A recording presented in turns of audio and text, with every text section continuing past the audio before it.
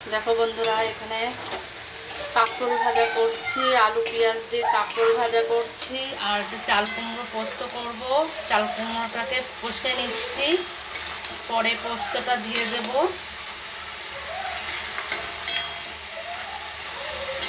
আর এখানে করে নিয়েছি আলু তরকারি করে নিয়েছি। এখানে সেই করব বেসন দিয়ে আলুর চপ করে ঠান্ডা করতে দিয়েছি। ঠান্ডা মোটামুটি হয়ে গেছে। আর উচ্ছে ভাজা করেছি, ওল ভাতে দিয়েছি, আর ডাল হয়ে গেছে।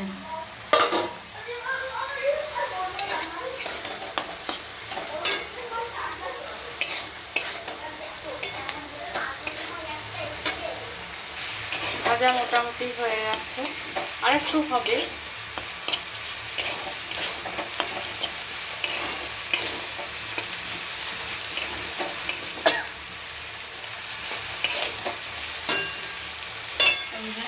কষা হয়ে গেছে, জল দিয়ে দেবো। যেই অর্ধেক সিদ্ধ হয়ে যাবে তখন পোস্তটা দিয়ে দেবো। এখন দেবো না পোস্ত।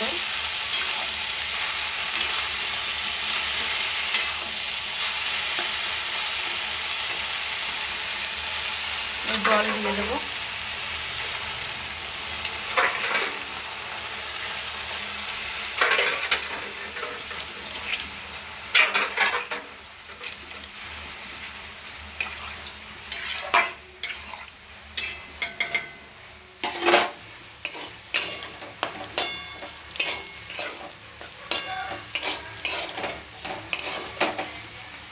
ভাজা হয়ে গেছে, এবার নামিয়ে ফেলবো।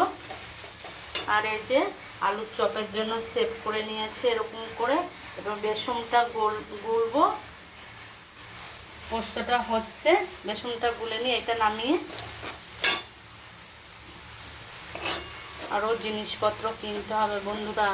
ননস্টিকের জিনিস কিনবো, ইচ্ছা আছে। জিলিপি মিষ্টি করে দেখাবো, আরও অনেক কিছু করে দেখাবো মিষ্টি। সে ওসব জিনিস না হলে তো করা যাবে না। ননস্টিকের জিনিস কিনতে হবে, আরও ইচ্ছা আছে।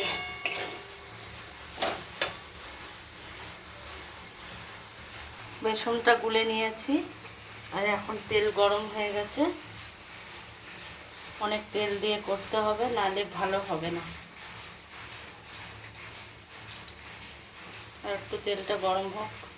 এইদিকে হচ্ছে, হয়ে গেছে। এবার তেল গরম হয়ে গেছে, এবার দিয়ে দেব।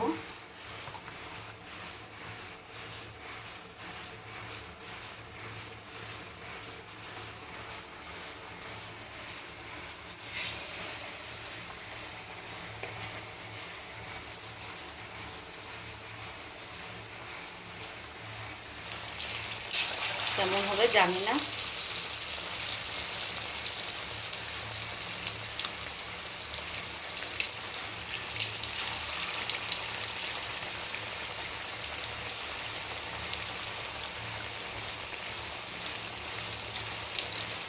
দোকানের মতন কি হবে?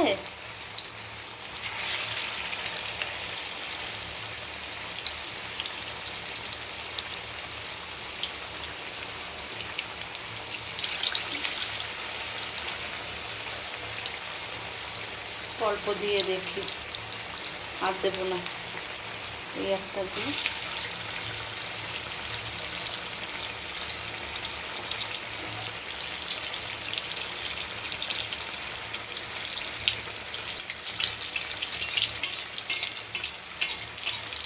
তেলটা গায়ের ওপর এরকম করে দিলে করলে কেমন হবে জানি না।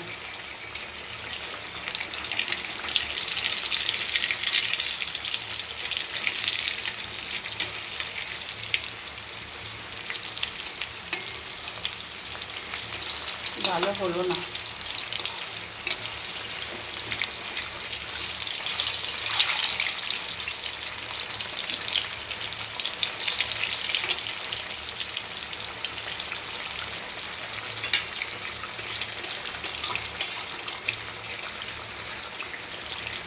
আর একটু হবে।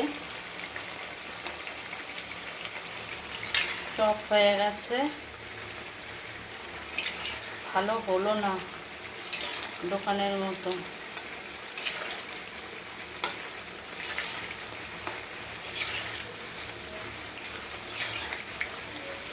বাকিগুলো ছিল দিয়ে দিলাম,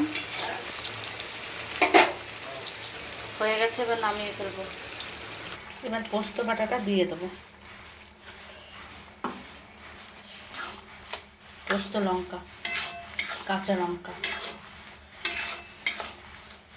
বন্ধুরা এই পর্যন্তই থাকলো, আর পরে দেখা হচ্ছে। সবাই ভালো থেকো।